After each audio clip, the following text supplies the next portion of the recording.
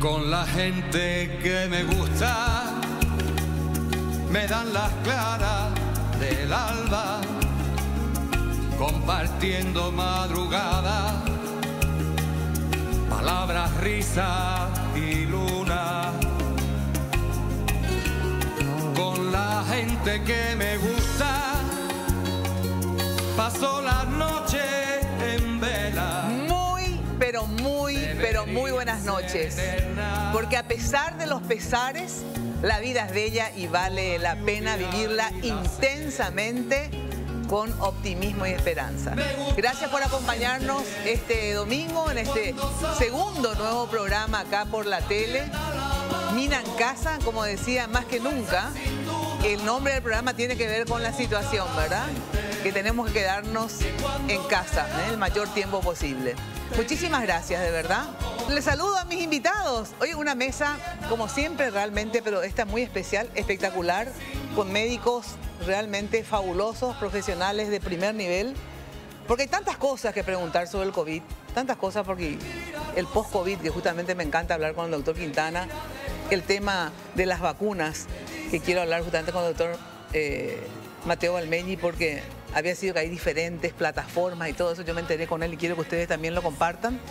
Y con una persona que realmente me gusta mucho hablar y siempre le llamo cuando quiero hablar de cuál es la situación sanitaria en este momento. Vamos a estar con el doctor Roque Silva. Empiezo por presentando a mis invitados primero.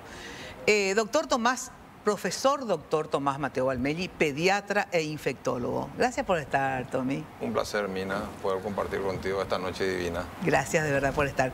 Doctor Miguel Quintana, cardiólogo, y él es director del Instituto Cardiovascular del Migone. Gracias por estar, doctor. Muchas gracias, Mina, por la invitación a compartir esta mesa. Aparte es mi cardiólogo. Un placer. Por eso sobrevivo. En serio, cómo tiene que luchar conmigo el pobre doctor Miguel Quintana. El doctor Roque Silva, director de la región sanitaria de Central. Gracias por estar, doctor. Muy buenas noches, Mina. Muchísimas gracias por la invitación y a la vez aprovechar para saludar acá a dos colegas que son muy representativos dentro de la medicina paraguaya y bueno, un placer compartir esta mesa. Me siento honrado de participar en esta mesa con prácticamente sentarme a la mesa con mis profesores, ¿verdad? Ah, qué bueno, me encanta. Y el doctor Héctor Castro, director del programa ampliado de inmunización SPAI, va a agregarse a la mesa a última hora porque tuvo un compromiso ineludible, entonces va a llegar un poquitito más tarde. Claro. Bueno, vamos antes de empezar con el tema en sí, les quería decir que algunas personas nos criticaron porque nos sacábamos los tapabocas, pero tenemos que sacar los tapabocas para comer, obviamente. ¿No? Es imposible estar en una cena y comer con tapabocas, ¿verdad?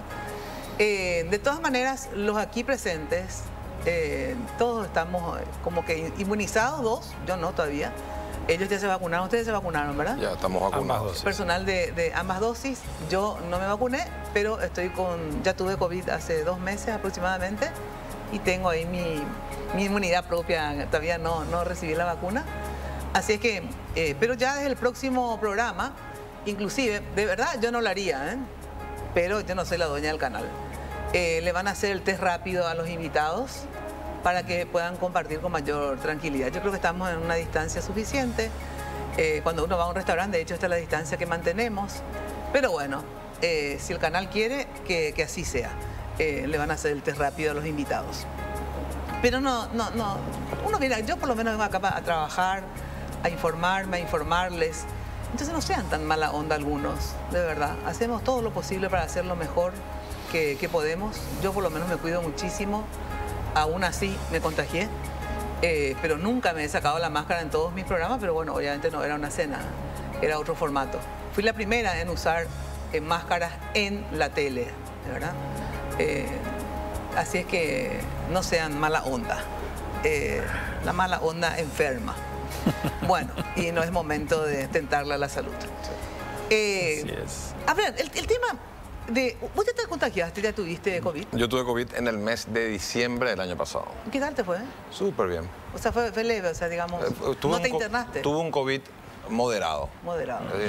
Solamente se internan los COVID graves o críticos. Yo estuve moderado. ¿Cuándo es grave o crítico para decir merece una internación? ¿Cuándo está comprometido el pulmón o no, cuál era la...? Habitualmente el grave tiene criterios, que principalmente es la desaturación. Cuando vos desaturás por debajo del 94%, ¿verdad? Ya podés decir que estás dentro de un COVID grave.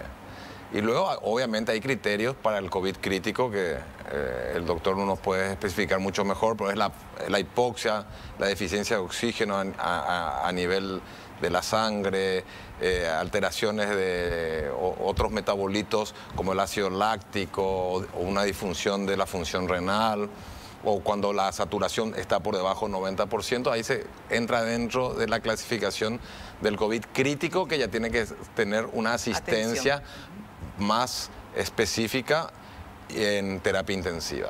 ¿Tuviste COVID, doctor? No he tenido COVID, absolutamente. Ay, mira que vos la atendías a la gente, seguías haciendo consultas, te quiero decir, ¿verdad? Hago consultas, fundamentalmente yo hago consultas por videollamada. Esta fue una estrategia que muy tempranamente el Colegio Americano de Cardiólogos y la Sociedad Europea de Cardiología recomendó a los cardiólogos estar disponible no solamente para los pacientes, sino también para los colegas, las 24 horas, los 7 días de la semana, a través de las nuevas tecnologías de telehealth o de telecomunicaciones, ¿no? Entonces, eso hace que uno pueda acompañar a los pacientes, seguir haciendo las consultas sin ningún inconveniente, y aquellos pacientes a quienes realmente necesitamos revisarlos, los citamos para hacer los estudios, y durante la realización revisamos, ajustamos su medicación. Y la verdad que ha sido muy práctico. Pero sí atendías así también atiendo físicamente, también hago los estudios y también, obviamente, estoy en el área de cuidados intensivos cardiovasculares del Migone todo el tiempo. Por eso que vos zafaste y ahora encima ya te vacunaste, o sea que se supone que no tendrías. O sea, podés contagiarte, pero en todo caso en forma bueno, más leve, ¿verdad? yo me hice la semana pasada, después de la vacunación, un test de inmunoglobulina GM. ¿Es el IgG o IgM? IgM, y después me hice el test anti-spike, y que eso me dio una cifra muy, pero muy alta post vacuna. Igualmente yo tengo mis dudas, acá hay gente más experta que yo en el tema de vacunas, y es suficiente tener un test de anticuerpos. Me parece que la inmunidad celular es un tema que está generando mucho interés en la comunidad científica para ver si efectivamente es la inmunidad celular la que nos va a dar realmente protección. Obviamente eso entiendo que es todavía algo experimental, pero hay gente mucho más entendida acá en la mesa que yo del tema, así que nos van a ir aclarando. ¿Tuviste COVID, doctor? Sí, yo tuve COVID ¿Es COVID o COVID? A ver, la COVID. ¿Por qué es el virus? Porque es la enfermedad. La enfermedad. El virus es el SARS-CoV-2. Por eso es el virus. El virus, pero lo que produce el SARS-CoV-2 es una enfermedad que se llama la COVID-19. Ah, qué bueno, viste, me encanta aprender. Yo siempre digo el COVID. Es la COVID. Yo estuve en el mes de abril. Es la enfermedad. En el mes de abril, a mitad de abril. Ah, ahora tuviste. Sí, el 15 de abril yo di positivo al COVID y estuve en aislamiento hasta el 30 de abril. Y si nos basamos en lo que describe el doctor Mateo Valmelli, yo tuve un COVID grave, no crítico. Grave, no. ¿Por qué? Porque estuve en mi casa, no me interné en ningún servicio de salud, pero estaba a pasitos, pero con todas las medidas. Tenía hidratación. O sea, claro, estabas como internado. Porque claro, tu esposa mi esposa es enfermera de terapia intensiva del Hospital General de San Lorenzo. Por eso pudiste quedarte en tu casa, o si no tendrías que haber estado... Pero lo fundamental y la recomendación que yo doy después de haber... porque estuve con oxígeno, hidratación, heparina, dexametasona, inclusive una dosis profiláctica de antiviral. ¿Antiviral también recibí? Hice Remdesivir desde el inicio de mis síntomas. Sí. Y eso es un dato, a mí me sirvió mucho de experiencia porque, primeramente, el hecho de hablar del Remdesivir es fundamental en el inicio de los síntomas. Sí. Cuando el paciente ya está en terapia intensiva, porque cuando llega a terapia intensiva, y que me corrija el doctor Mateo Valmelli, el paciente ya llega por una neumonía que tiene un tratamiento antibiótico, ¿verdad? Los antivirales prácticamente ya no tienen un efecto en ese tipo de pacientes. Pero la experiencia puedo contarla, realmente fueron 5 días y coincide plenamente, desde el día 6 hasta el día 11, 12, Estuve con oxígeno en mi casa. Ah, también requeriste oxígeno. Sí, requerí oxígeno durante 3 días en forma permanente. Un día me quitaron a la mañana, continué a la noche y al día siguiente ya me quedé sin oxígeno. Terminó a los 14 días de inicio de enfermedad, de síntomas, terminó mi anticoagulante y todo eso y pasé luego a vía oral, porque hay que entender de que aparte de ser obeso también estaba en un estado de prediabetes y me descompensó la glicemia. La glicemia se va por las nubes, glicemia de 500, 400, 500, ¿verdad? Y quiero aprovechar, Mina, y darle las gracias a los colegas quienes me atendieron en ese tiempo, la doctora Elena Candia, compañera de residencia, presidenta de la Sociedad Paraguaya de Infectología, la doctora Nadia García, endocrinóloga conocida, compañeros míos de residencia médica y el doctor José Oviedo, jefe de neumología del Hospital Central del IPS, ¿verdad? Ellos fueron los que me trataron y bueno, estaba, como sabemos y manejamos, una expectación armada. En cualquier momento estaba para correr al hospital si requería esa internación. Pero él estuvo internado. Claro, por eso le digo, estuvo internado en su casa, pero estuvo internado, porque recibir... Mi señora no me dejaba, solamente yo me iba al baño a bañarme y luego todo en la cama, comía ahí. No, porque viste que si te tenés...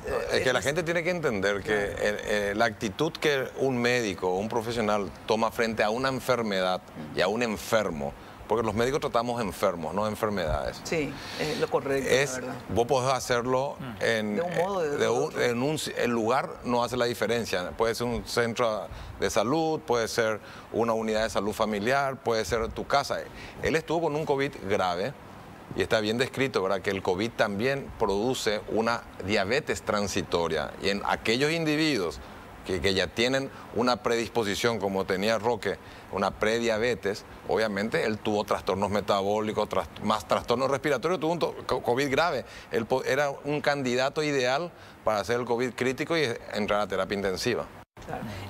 Justamente ese tema de prediabetes, ¿verdad? Porque algunos me dijeron, no existe la prediabetes, o tenés diabetes o no tenés diabetes. Entonces, a ver, ¿qué es lo que es prediabetes? Porque supuestamente yo también tengo prediabetes, ¿verdad? Pero, a ver. Sí. Hoy se trata de estadificar mejor, básicamente, los diferentes escenarios de factores de riesgo de enfermedades cardiovasculares. La idea es conocer toda la historia desde sus inicios y no poner así puntos de cortes arbitrarios. Siempre cuento la broma que cuando empezamos la universidad teníamos puntos de cortes altísimos para la glucosa, para hacer diagnóstico de diabetes. Corrieron los años y fueron bajando cada vez más, pero los diabéticos siguen siendo los mismos. Claro, exacto. Entonces el tema es poner puntos de corte siempre es un poco arbitrario, pero hay una idea estadística en esto. La idea es que cuanto más bajo es una cifra, aumentamos la sensibilidad diagnóstica para que se nos escapen menos pacientes. Entiendo. Entonces, tomar medidas tempranamente evitan que la progresión finalmente ocurra en etapas muy tempranas de la vida. La idea finalmente epidemiológica es que todo lo que sean enfermedades degenerativas prevenibles podamos hacer que esto aparezca en etapas más tardías de la vida. Entonces, detectarle, ponerle un nombre, un semántico, prediabetes o estadio A, no deja de ser conceptualmente algo que queremos advertir a las personas para que bien tempranamente detectemos un problema y podamos evitar que esto en etapas tempranas de problemas epidemiológicos. La gente joven. Ahora, por ejemplo, cuando uno tiene todos los tips que hacen que uno pueda tener complicaciones, digamos, o sea, la obesidad, el tema diabetes, el tema de un problema cardiológico, ¿verdad? Hipertensión, etcétera. Pero si uno tiene, vamos a suponer que tengas diabetes, vamos a suponer que tengas problemas cardiológicos ¿cómo se llama? Hipertensión, ¿verdad? Pero si tenés controlado, en el sentido, estás tomando medicamentos para el azúcar, para la diabetes, estás tomando medicamentos para la hipertensión, y ahí te agarra el COVID. Es como si... Ahí está un tema importante. Como si no tuvieras o igual sos complicada aunque estés controlada. Claro, no, es excelente la pregunta. Todas las series han detectado que las personas quienes tienen antecedentes cardiovasculares son las personas más vulnerables a padecer una enfermedad grave. Bueno, esto tiene que ver con una cosa muy impresionante realmente. Hace muchísimos años se viene trabajando en lo cardiovascular para bloquear ciertos receptores que están en el endotelio de los vasos, en diferentes órganos. Y bloqueando esos receptores, de alguna manera por un mecanismo compensatorio, se generan otro tipo de receptores que sabemos están acompañados de una sobrevida mayor en las poblaciones.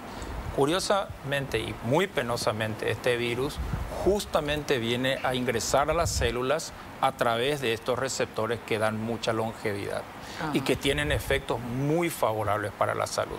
No es que dañan el receptor, pero se unen a este receptor y se incorporan a la célula y se replican dentro de la célula utilizando toda la maquinaria y se empieza a multiplicar el virus. O sea, en cristiano, digamos, para que la gente entienda, independientemente a que esté controlada, es que justamente uno de los graves temas es que cuanto mejor controlamos ciertas enfermedades, como la hipertensión, la diabetes, etcétera, podemos tener un número muy alto de receptores y nos vuelve mucho más vulnerables. ¿Y entonces cuál es lo que es nuestra salida? Claro, ahí está el camino. Yo creo, ese es uno de los más complicados cada vez. Más complicado que Marito estamos. Claro, este es uno de los temas más apasionantes que a mí me parece en este momento, conociendo el ciclo viral y todos los desarrollos en la biología de receptores que existen hoy en investigación básica.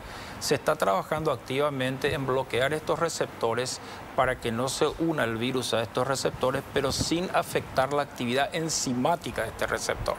Hay algunos pequeños avances en investigación básica y seguramente se van a tener drogas eficientes en un par de años, pero no va a ser rápido esto. Esto no va a ser tan inmediato.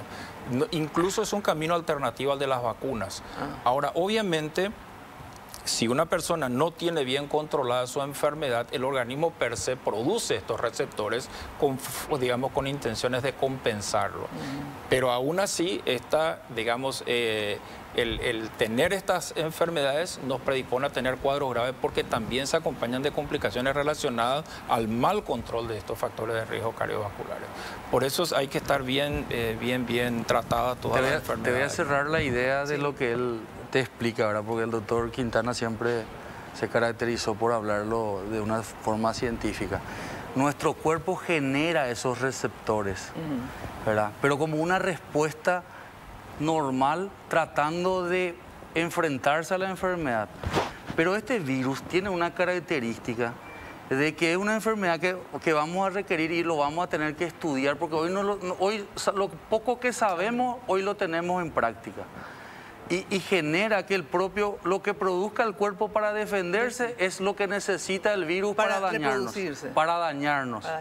¿Es así, doctor Quintana? Sí, claro, efectivamente. Tenemos estos receptores. Y eso es la explicación, porque te digo, te cuento mi experiencia, doctor. Yo tenía un estado de diabetes, manejaba 120, 110, así manejaba, con liraglutide a la noche, ¿verdad? Entonces, cuando empiezo, primer análisis, 400 de glicemia en sangre. Y llegué a usar con el correr de los días 50 unidades de Lantus a la mañana y con correcciones de insulina cristalina 12, 14, 12. Y con todo eso, mi glicemia se mantenía entre 350 y 400. ¿Y lo normal cuánto es para saber? 120. 120. Pues sabes que yo evidentemente, por eso yo siempre doy gracias a Dios, pues sinceramente me considero una persona bendecida, ¿verdad? Por todo lo que me pasa en la vida, es increíble, ¿verdad? Yo zafo todo, ¿verdad? Pero digo nomás, fíjate vos que vos me conocés, doctor, sabés cuál es mi ficha clínica, ¿verdad? Y médica. Mi azúcar, espléndido con el COVID, no me subió ni medio, ¿verdad? Todo, insólito, o sea, que no usé oxígeno, ¿verdad? Así obesa. Es que no es insólito, Mina, por eso yo te dije a vos. Nosotros los médicos tratamos enfermos, no enfermedad. Claro. La COVID es la misma enfermedad en todos.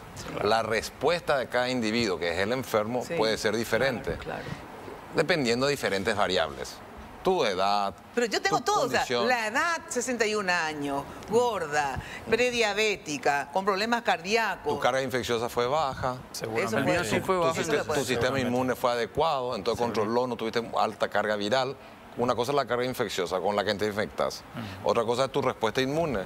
El equilibrio que hay entre la virulencia y la cantidad del invasor. Tenía una cantidad interesante, según me dijeron. No, pues no se cuantifica acá en Paraguay. Pero dice que sí, que se cuantifica. No, pero no te dice, no te sale en tu estudio ese resultado.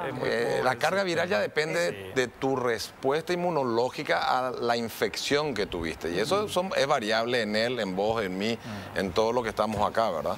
Entonces, de eso depende cómo se va a comportar la enfermedad en ese paciente o en ese enfermo, que puede ser variable. Sí. Hay un dato fundamental que tenemos que manejar, ¿verdad? La tendencia mundial, y lo que sabemos es que de todos los infectados que nosotros tengamos, el 85% va a cursar de forma leve o asintomática. Y es por eso que ese grupo, muchos de ellos son los que defienden el uso de la ivermectina, por ejemplo.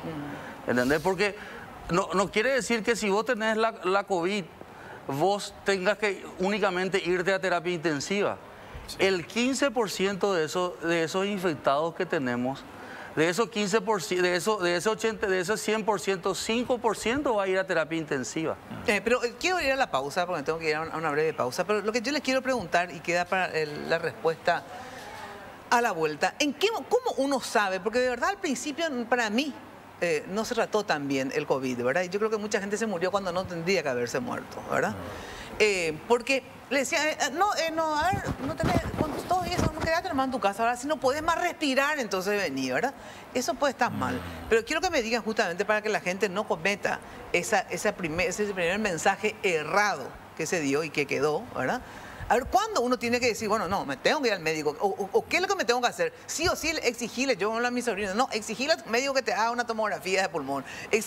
Anda mismo, comprate ya el saturómetro. O sea, pero yo lo que quiero escuchar de ustedes, no lo que yo diga, obviamente. ¿Qué hay que saber cuando uno tiene COVID o los síntomas? ¿Y en qué momento uno tiene que o ir al médico o exigir tales estudios o que me internen? Para que justamente no llegar ya prácticamente muerto. En ese sentido, ¿cuándo uno sabe o debe decirle al médico, si el médico no lo hace, tengo que hacerme una tomografía, tengo que internarme? Porque el mensaje al principio, cuando empezó la pandemia, era, no, quédense en su casa, quédense en su casa. Si no pueden respirar más, ahí recién acudan al médico o al sanatorio, ¿verdad? Y esto cambió, ¿verdad? A ver, ¿quién me contesta? Gracias, muchísimas gracias. Yo te quiero dar una idea comunicacional. Sí. Yo creo que existe lo que se llama el programa Mapa COVID. Sí. Mapa COVID, el Mapa COVID es que el paciente que tiene la infección y comienza a presentar síntomas, gracias, comienza a presentar síntomas, anote sus síntomas. Gracias. ¿Verdad? Día 1, día 2, día 3, día 4 hasta el día 14. Sí. Anote sus síntomas día a día y que vaya evaluando de una escala del 0 al 10, ¿verdad? Si los síntomas mejoran o peoran, dolor de cabeza, fiebre, vómito, malestar, diarrea, decaimiento, dificultad para respirar, tos, congestión, pérdida del olfato, del gusto, que son los síntomas clásicos del COVID. Entonces uno va evaluando, los primeros habitualmente... ¿Quién es uno? ¿Uno mismo? El paciente se autocontrola, ¿verdad? Ajá. Pero en base a un mapa COVID, en base a los síntomas, hace un cuadrigrama de días y va viendo si la tos empeora, 2 cruces o 3 cruces. Si la dificultad para respirar empeora, 1 cruz más. Y así sucesivamente, y se pone en comunicación con un trabajador sanitario, ¿verdad? Pues un trabajador sanitario no hace falta de ser médico. Se hizo mucha fábula de que el médico era el salvador de la pandemia y no es así. Tratar el COVID es relativamente sencillo, como lo dijo Roque. En el 90% de los casos, 95% de los casos, pues son cuadros benignos, leves. Hay un porcentaje que sí se complica, que es el crítico, ahí se necesita ¿Cómo hacemos? Ahí está. De gente más especializada. Y siempre es importante tener una brújula dentro de tu mapa. Y esa brújula tiene que ser tu saturómetro. El saturómetro, eso es un elemento fundamental de tener en casa. Es como el termómetro que tenés en casa. Y el termómetro. Es el termómetro para el COVID. Acá es el termómetro para ver cómo está tu saturación. Entonces vos haces tu mapa COVID. Es como un dedal, les cuento que se compra en la farmacia. ¡Pic! Le pones ahí y marca.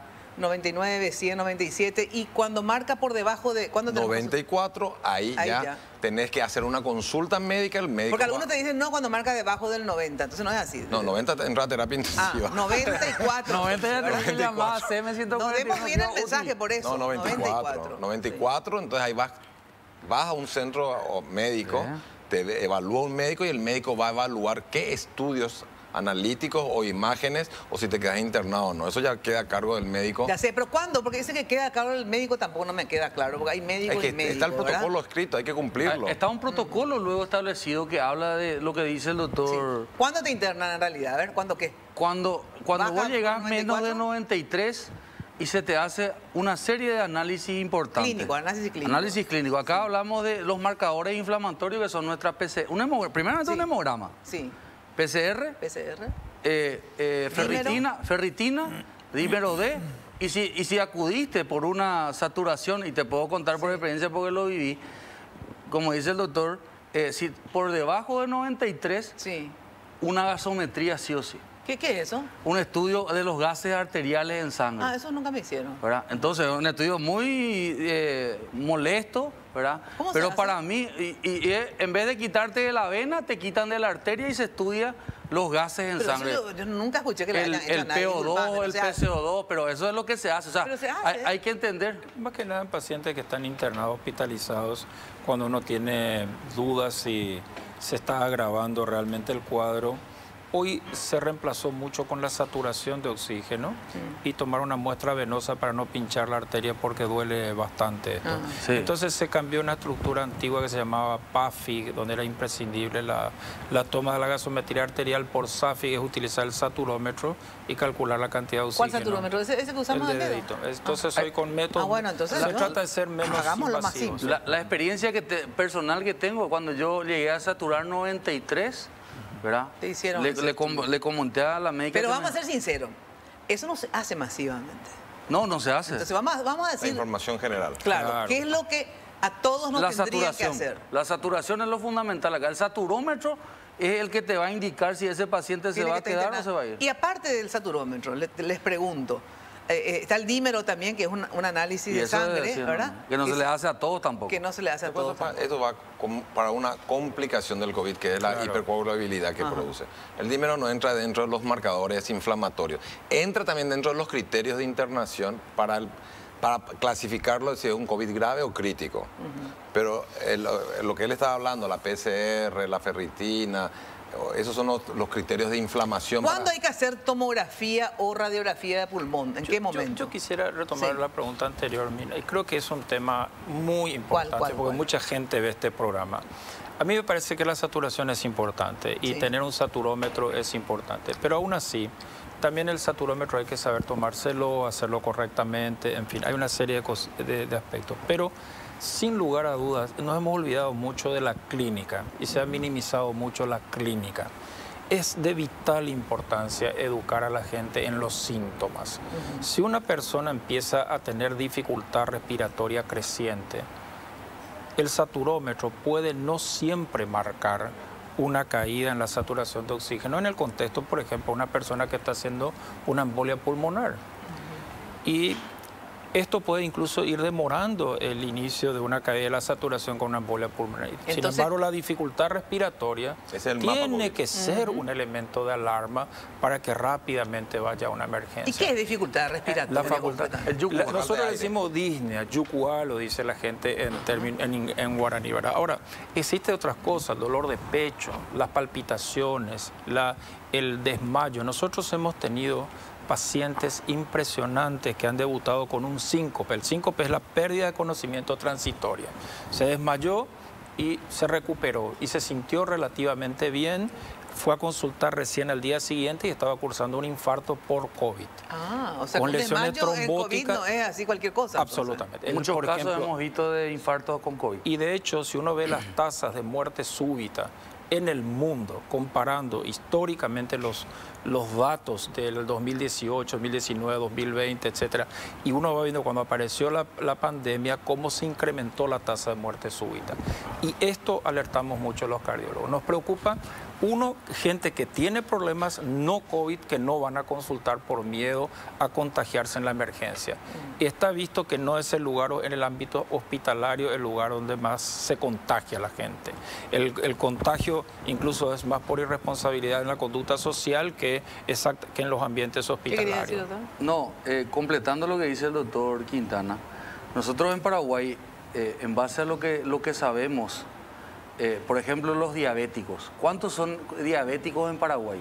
Y muchísimo, pero no todo el Son mundo sabe. 700. 10%. Creemos nosotros que eso es el 10% de la población paraguaya. Ah, mira, Son 700.000 8-10%. personas, pero ¿cuántos son los que se conocen diabéticos? Ese es un problema. Y ese otra vez es el 10% o el 20% de ese 700.000. Porque hay que entender una cosa que acá el paraguayo tiene la idiosincrasia. Hay gente que vos te podés hablar con ella y que ahora fue la primera vez que acudió a un hospital y tiene 60, 70 años, porque la gente no quiere ir. Sí, no está acostumbrada al control nadie está les acostumbrado. pregunto, no me contestaron si el tema de la placa de pulmón o tomografía hay que hacer en qué momento. Uno cuando satura por debajo del 94% acude a una consulta médica a un centro hospitalario, es evaluado por el médico y si el médico considera que base al examen físico encontrado, ¿La clínica? presenta necesidad de hacerse una radiografía o una tomografía, el médico prescribe y se realiza. Ahora, cuando aparecen las famosas... Pero no Mina. Mina no tiene que prescribir la tomografía. Sí, no, ya sé. Ni a su familiar. No va a Yo llegar. sí le digo, exigile que a tu médico, vamos, exigile que a tu médico que te haga una tomografía. ¿Sabes cómo es? Hay criterios. Mina, ¿sabes cómo es cuando llega vos le estás viendo a la persona, le evalúas, ¿verdad? Y vos, en base a tu evaluación y a los análisis que tenés y la placa que le hiciste, porque placa tenemos en prácticamente todos los servicios de salud, no la tomografía, porque eso es exclusivo de algunos lugares. Vos le vas a indicar, vas a tomar tu omeprazol para tu estómago, vas a tomarme esto, vas a tomar... Y esta es tu indicación. ¿Y qué es lo primero que te dice el que recibe? ¿Y la ivermectina, doctor? No, espera que me está pasando otro tema. La placa, cuando sale en la placa o en la tomografía, las famosas manchitas blancas en el pulmón, ¿eso qué es lo que significa? ¿Que el COVID está en tu pulmón o que tenés una neumonía? ¿Qué es lo que significa? Y depende. Otra vez el imagenólogo, que es un especialista dentro del área de los estudios auxiliares del diagnóstico, que es el que hace la tomografía, radiografía y otros estudios, él ve qué tipo de imágenes, si es una imagen, un infiltrado difuso, si es algodonoso. Hay diferentes tipos y cada imagen tiene una traducción en tiempo y en patología del pulmón. Porque es diferente, te pregunto, el COVID de una neumonía. ¿Son cosas diferentes? El COVID produce una neumonía. O sea que cuando tenés las manchas es porque ya tenés una neumonía, ¿o qué?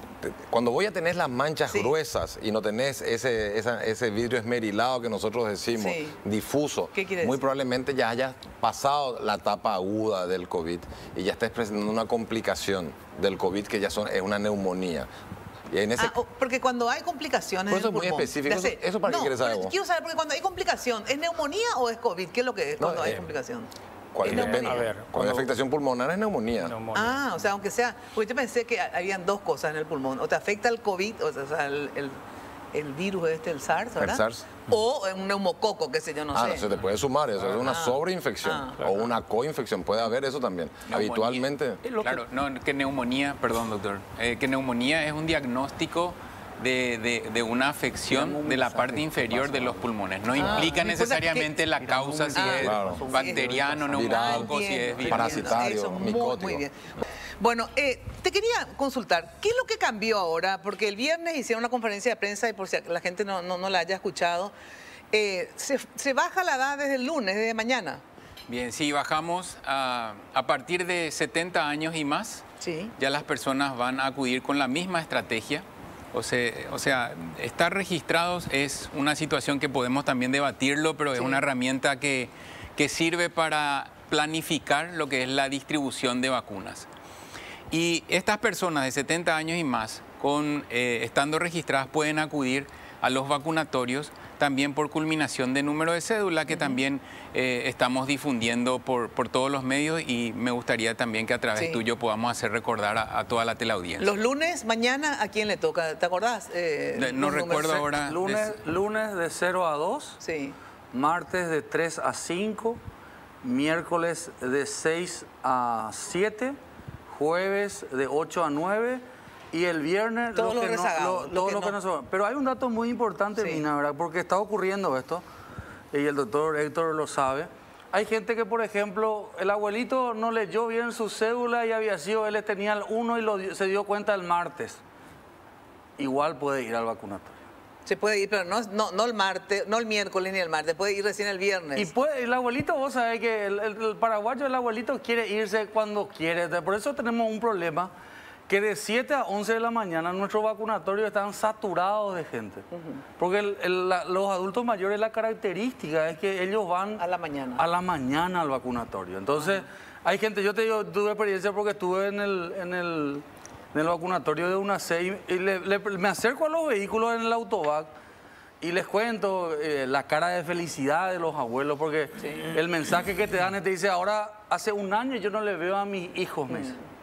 Una abuela me decía, yo no veo a mis hijos. Claro. Y ahora con mi vacuna voy a seguir usando mi tapabocas, pero ellos van a poder venir a visitarme. Claro, pues está más protegida, pues. Claro, obvio. Entonces, y yo le pregunto, ¿me puedes pasar tu cédula porque quiero mirar? Y yo miraba, 80 años, era martes y era número 1, ¿verdad? Igual se le vacunan, ¿sí? Y no podés perder la oportunidad de vacunarnos. Eso es lo que Héctor siempre dice. Pero lo que pedimos también es que sean ordenados, que miren bien su cédula, porque si no... Y paciencia. Pero si declaramos ahora que pueden irse con cualquier número, claro. Intenten irse con el número que le corresponde. Así mismo. El día que le corresponda. Uno digo que para tener en cuenta el número de registrados de 70 años y más, está alrededor de 70.000 personas. ¿Sí? Con esto nosotros que avanzamos ya vacunando más de 134.000 personas en total y casi 60.000 de esta edad, encontramos todavía una brecha, y esa brecha no es fija porque durante este programa muchos se están inscribiendo seguro en el registro. Y no solamente eso, ocurre lo que está mencionando Roque, que también pueden venir algunas personas que no pudieron registrarse, llegan hasta el vacunatorio, le ayudamos a registrar y se vacunan. Entonces lo que se pretende con el número de cédula, que si bien hay algunas correcciones que hay que mencionar después con el flyer por los datos que nos dio Roque, ¿verdad? Es tratar de parcelar en un número que sea más manejable. Para que esté más ordenado. Correcto. ¿Y cómo hacemos con una proyección del registro civil? Y está estimado que aproximadamente 14.000 personas por cada día pueden acudir desde mañana en todos los vacunatorios COVID habilitados, ¿verdad? Y eso es importante también, teniendo en cuenta que hay personas que están pidiendo ser vacunadas, pero de distintas edades y con distintas condiciones y de distinto tipo de exposición por sus labores. Sí.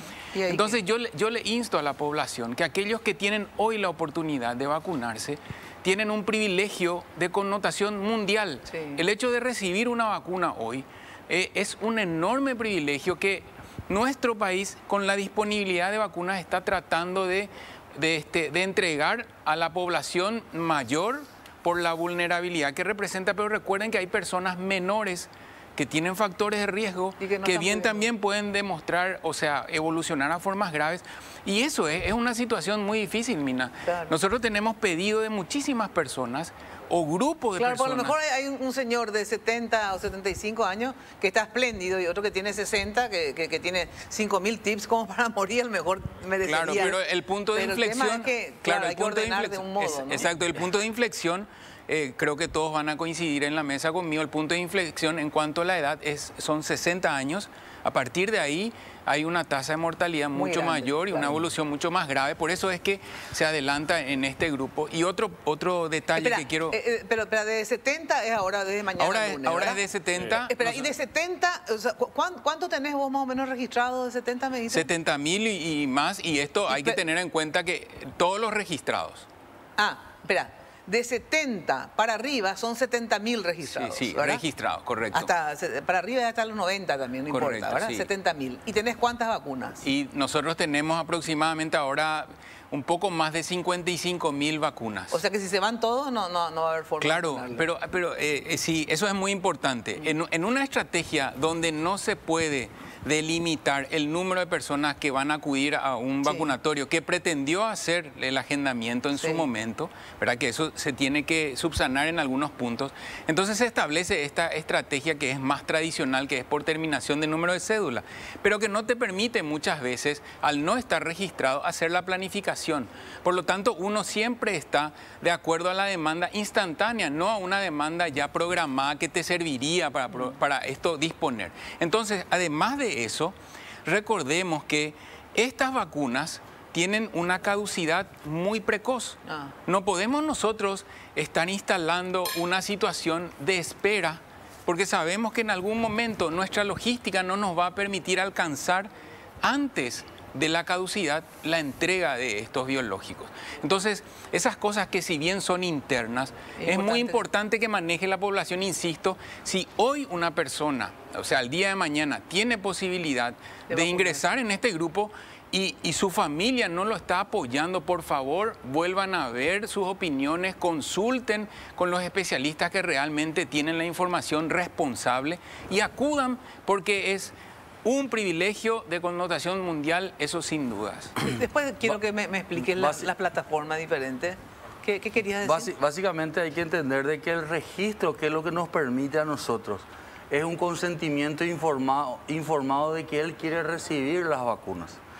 Y un punto, Mina, hay estas 512 personas que lanza este muchacho, que es un informático que revisa la plataforma de Vacunate, y lanza a la población y dice 512 vacunaciones VIP, y el ministro el martes nos mete una metralleta ahí, ¿verdad?, mandándonos a la B o a la C, porque ustedes no le conocen al doctor Borba cuando se enoja, ¿verdad? Y nosotros le explicamos a él, mira, hay que entender una cosa. La primera parte del proceso de vacunación a la población en general dice: adultos mayores internados en lugares, en residencias geriátricas y sus cuidadores, y población en general censada en los territorios de la unidad de salud de la familia, mayores encamados, censados en la unidad de salud. No puso un límite de edad. Y hay que entender una cosa, ¿verdad? O sea, vos podés ver en ese listado, y yo te digo en Central, que tengo 70 personas que están bajo investigación. Vos ves personas de 39 años ahí, ¿verdad? Y a mí ya me dice un periodista, vos tenés que renunciar porque eso es una vacunación VIP.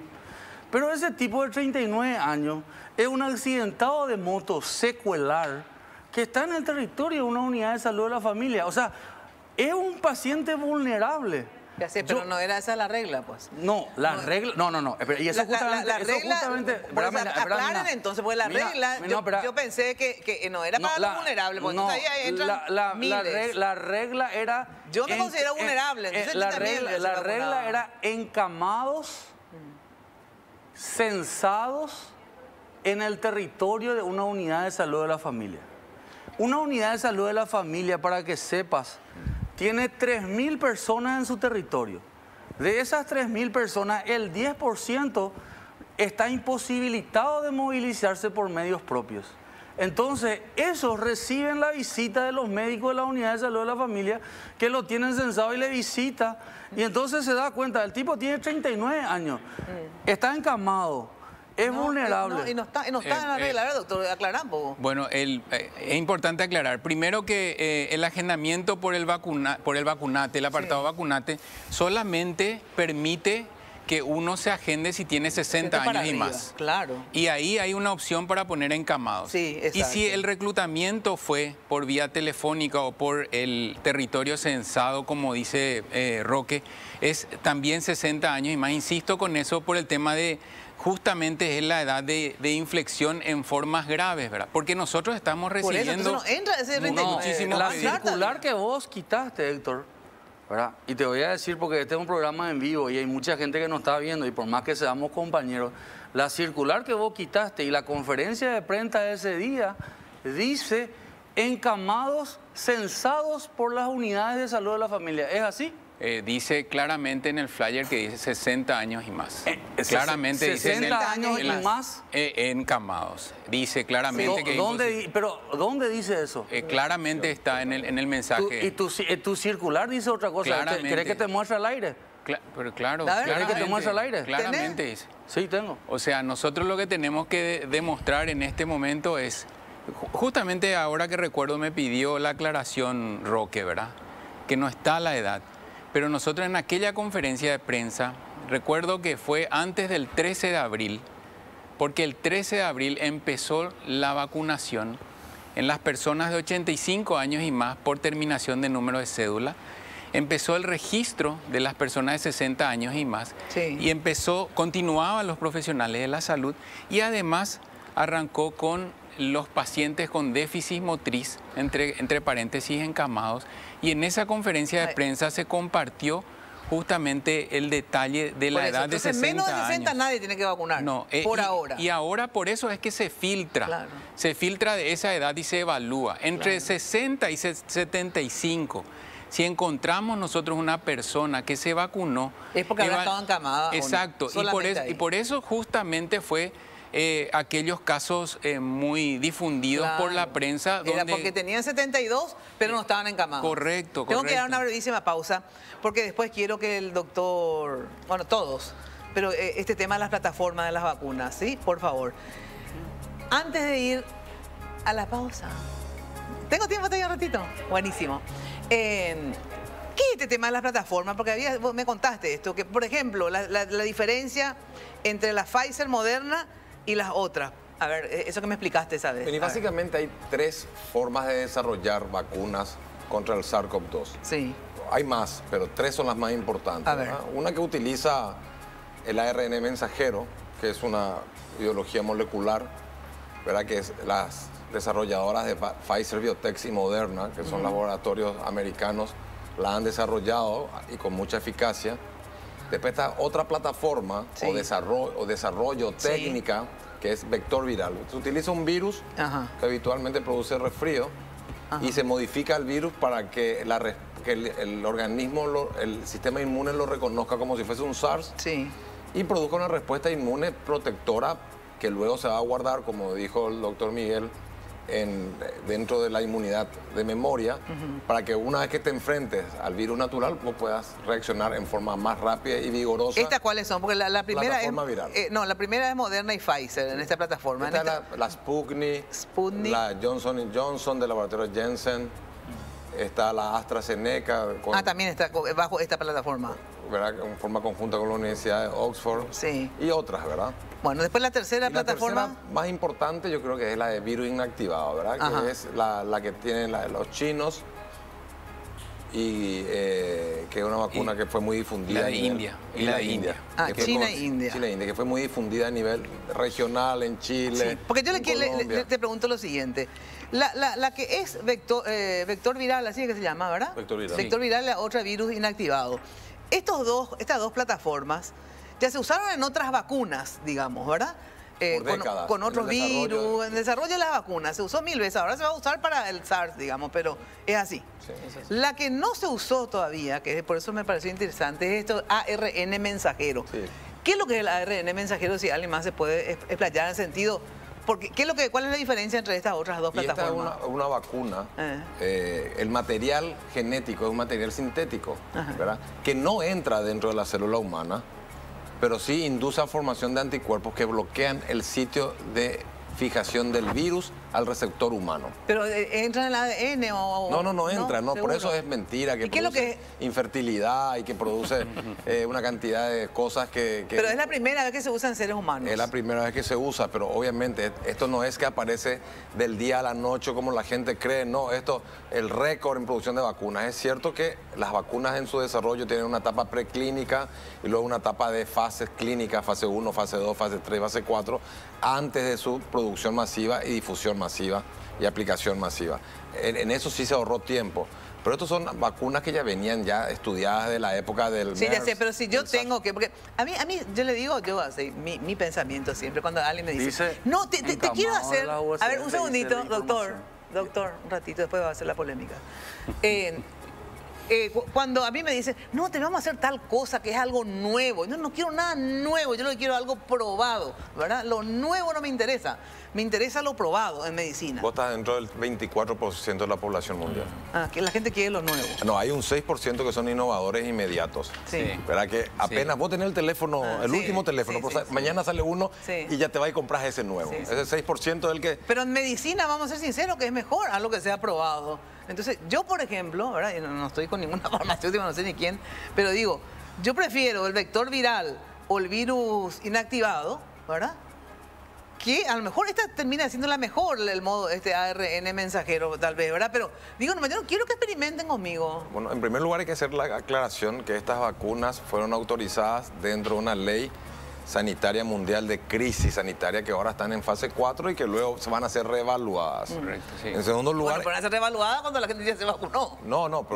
Pero bajo certificación de grandes centros de investigación. Bueno, ¿vos con cuál te vacunaste? Yo me vacuné con la mejor vacuna, la que está a tu alcance, y la que estaba a mi alcance era la AstraZeneca. Bueno, gracias, Tommy. Pero vos...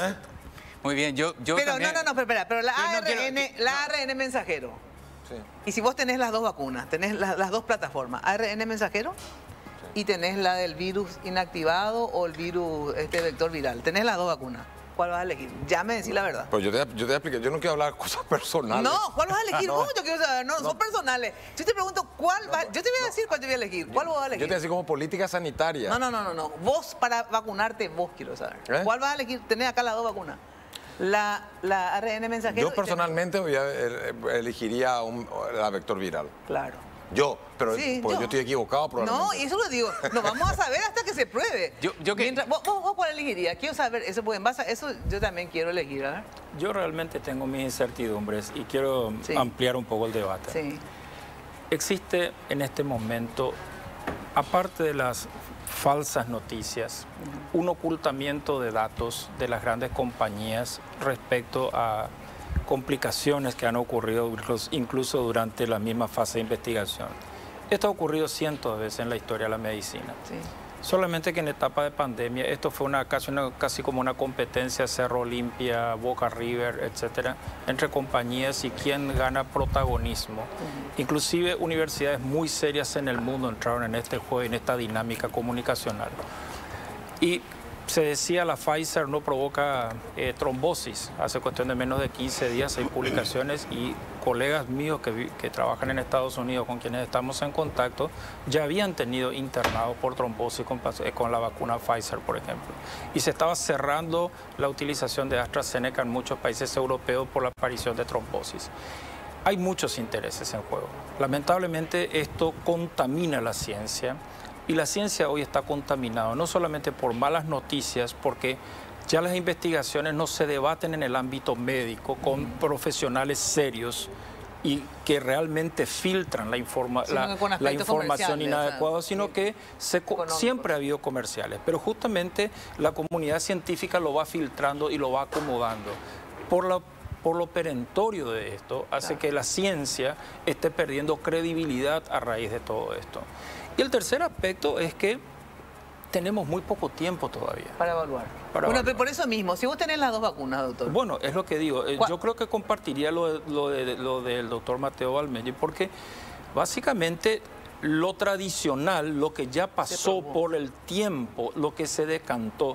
Esto pasa mucho con las investigaciones recientes también. Apenas sale una nueva investigación y la gente consume rápidamente la conclusión de un estudio y lo aplica. Y esto no es así. Hay que llevarlo, analizarlo con tranquilidad, sopesarlo y después cada institución, cada país, cada institución, cada servicio tiene que protocolizar el manejo de sus pacientes. Y esto lleva un esfuerzo académico muy serio. Una aclaración te quiero hacer. Eso es algo personal que no es por lo que vos estás pensando, que es porque yo tengo miedo de un efecto adverso tardío, supuestamente atribuirle a las vacunas ARN. Las únicas vacunas que van a sobrevivir a esto van a ser las ARN. Todos los 150 laboratorios que están desarrollando vacunas de vectores virales, virus inactivados, su unidad proteica, todas van a claudicar a la metodología de desarrollo de ARN mensajero. ¿Por qué? Porque el virus, cada vez que se replica, se equivoca, porque es un virus tonto. Y al que equivocarse sale una variante diferente. Vos para producir... Sin embargo, con la ARN no va a pasar eso. Es más fácil modificar. Es más fácil modificar Claro. tu ARN en el laboratorio que estar haciendo, inactivar cada una de las 200, 300 variantes que hay ahí del SARS-CoV-2. O el adenovirus, que vos tenés que modificarlo para hacerlo semejante al genoma del SARS, tenés que estar modificando cada rato. Así que las otras plataformas en un año desaparecen. Y solamente todas, Oxford, AstraZeneca, Serum Institute of India, Bharat Biotech, lo que Gamaleya, todos los rusos, todos van a ir a la plataforma ARN mensajero. Ese es el futuro, ese es el futuro, Mina, de la vacuna contra el SARS-CoV-2. Quiero ahondar un poquitito, si me permitís. ¿Pero estás de acuerdo, Héctor? Totalmente de acuerdo, totalmente de acuerdo. Pero Ahora, acá no van a venir o no hay todavía. Sí, van a venir. Sí, van a venir. Van a venir. Van a venir y esperemos que sea pronto, ¿verdad? Pero sí van a venir. Lo que yo quería, porque escuché dos comentarios tuyos en el diálogo, ¿verdad? Primero que habrán escuchado desde que se habló de esto, que el empuje que le da la industria ante la amenaza tan aguda que tenemos de la pandemia hace que se aceleraron los procesos, pero sin descuidar ninguno de ellos. O sea, la seguridad está garantizada incluso de la fase preclínica. En la fase 1 se evalúa la seguridad y se va ajustando la dosis necesaria de cada componente para que no cause daño. No son los tiempos nomás, se disminuyeron los Correcto. tiempos. Después fase 2 se ajusta seguridad y se evalúa si realmente está protegiendo. Fase 3 aumenta la cantidad de personas como voluntarios y se sigue evaluando la seguridad en todo momento. Claro. Y después empieza la fase 4, que la fase 4 en realidad es una vez difundida a la población en condiciones reales, que muchas de las vacunas que nosotros tenemos en el programa regular, recién al culminar eso ingresan porque son en una situación absolutamente diferente. Hoy nosotros necesitamos de la vacuna para tratar de mitigar esto del contagio y de las formas graves. Entonces hoy nosotros ¿qué tenemos que garantizar? La seguridad. Entonces hoy cualquier vacuna es segura. Entonces ese mensaje, Mina, yo insisto, está bien, nosotros no tenemos muchas veces cómo disponer de varias opciones.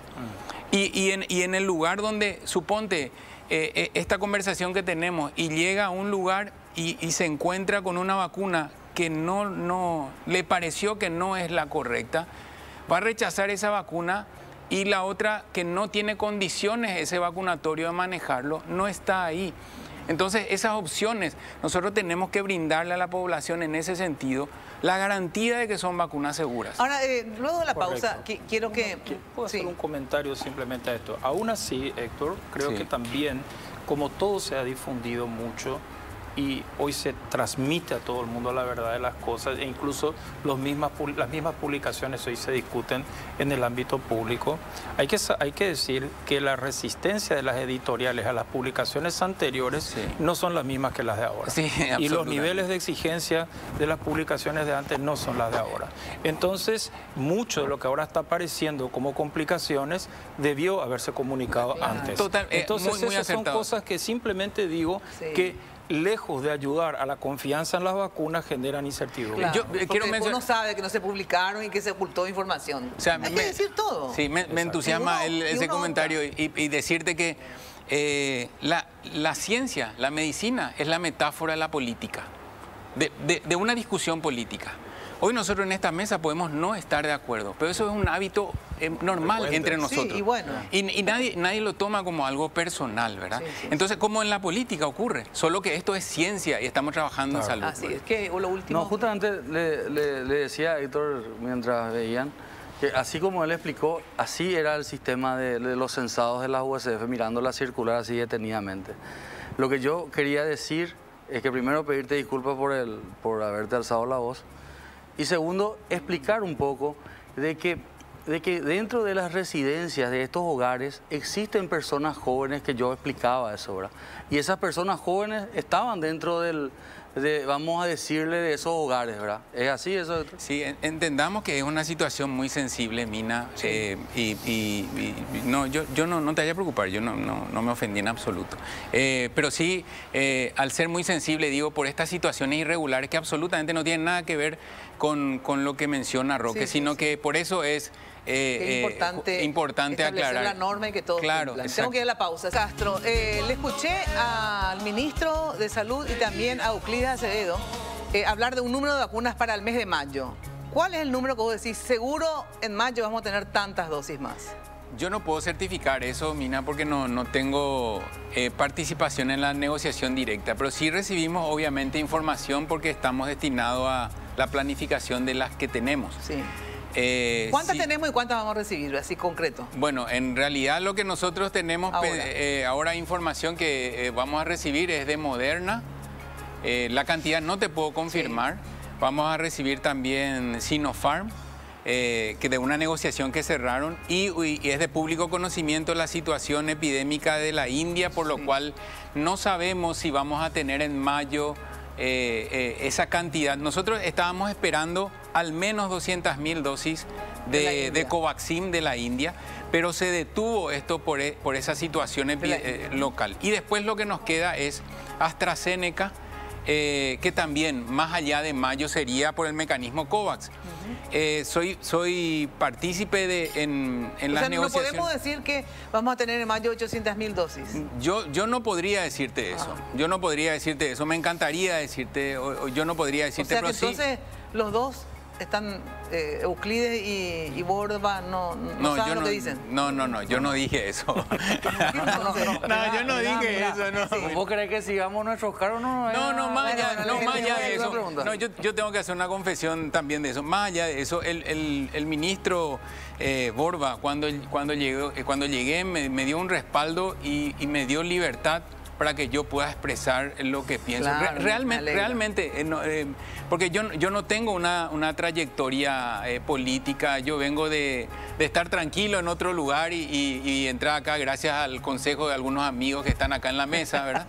Entonces, participar de esto es un enorme desafío y él nos da ese respaldo. Qué bueno. Entonces, yo no puedo hablar de que esté diciendo algo que no es cierto, porque realmente yo participo de informaciones que nos entregan, solo que hay que entender que estamos hablando de una ansiedad y desde el dolor de la gente, y decir una cifra que por cuestiones que son mucho más allá que la fortaleza nuestra no depende de nosotros. Bueno, a ver, se nos reba el tiempo. Lo que quieras decir como mensaje al final, doctor. Para completar lo que dice Héctor, el doctor Borba es como nuestro papá. O sea, es una persona que te corrige y te mima en su momento, y es por eso que somos realmente un equipo que trabajamos día a día. Y lo que quiero es dirigirme al personal sanitario ahora, dándole las gracias por ese tremendo esfuerzo que está haciendo en los hospitales. Y en esta semana quiero darle un mensaje a todo el personal de enfermería, porque el 12 de mayo se festeja el Día de la Enfermera. Entonces, darle un saludo a ellos, ¿verdad?, que están haciendo. Realmente hay que reconocer ese equipo que se forma entre el médico y la enfermera, esa relación, esa simbiosis, vamos a decirle, es fundamental en pos de la recuperación del paciente. Entonces, enviarle un saludo a la gente y por sobre todas las cosas a nuestros adultos mayores: vacunate, las vacunas salvan vidas. Doctor Tommy, yo te quiero hacer una reflexión corta y precisa, presente y para el futuro. Para el presente es que nosotros necesitamos 4 millones de dosis de vacuna, no 100.000, ni 200.000, ni 300.000. Necesitamos 4 millones de dosis de vacunas ya. Es decir, el Ejecutivo tiene que hacer el esfuerzo de traer esas 4 millones. Imagínate que se trajeron para los futbolistas. Perdieron un año de tiempo. Nosotros necesitamos 4 millones de dosis, no 100.000 ni 200.000 dosis. Sí. Eso es para el presente. Y para el futuro es que la gente piense que Paraguay necesita tener una soberanía sanitaria, invertir en su industria nacional, invertir en investigación, invertir en comunicación, e invertir en el sistema sanitario que no existe. Nada más. Gracias. Doctor, ¿lo que quieres decir? Sí, como esta es una mesa COVID, yo quiero transmitirle a los colegas médicos, a las personas en general, que COVID no es una enfermedad, es solamente respiratoria. Es una enfermedad de inicio respiratoria, pero que en la medida que va evolucionando y si se va agravando, sobre todo, pero no exclusivamente, se acompañan de manifestaciones en otros órganos, y lo cardiovascular es uno de los órganos de choque muy importante, aún en gente que han tenido cuadros leves. Entonces, no solamente en la etapa aguda, sino en la etapa subaguda y crónica, tienen que ser acompañados por un equipo multidisciplinario de médicos, y acá se ha enfocado mal ese equipo multidisciplinario de médicos, en mi opinión. Obviamente esto va a requerir de recursos. El doctor Mateo Valmelli señalaba la necesidad de la reforma del sistema de salud. Se habló mucho, pero se hizo muy poco hasta ahora. Eso del post-COVID realmente es algo que me preocupa, porque yo estoy en esa etapa y somos miles de paraguayos que estamos en esa etapa. Así que tiene que haber también un protocolo post-COVID desde el Ministerio de Salud.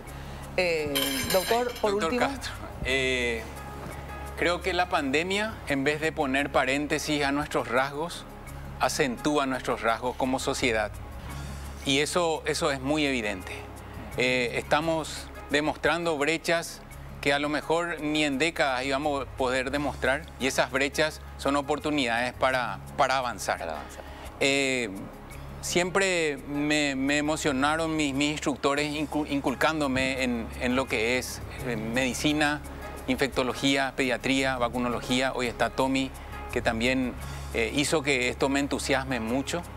¿Fue tu profesor? Sí, él fue mi instructor en la cátedra de pediatría. Él es muy joven, arrancó, pero muy joven. No quiero sacarme minutos que me regalaste para dar el mensaje, pero él incluso él es más joven que yo, ¿verdad? Pero él fue mi instructor en la cátedra de pediatría.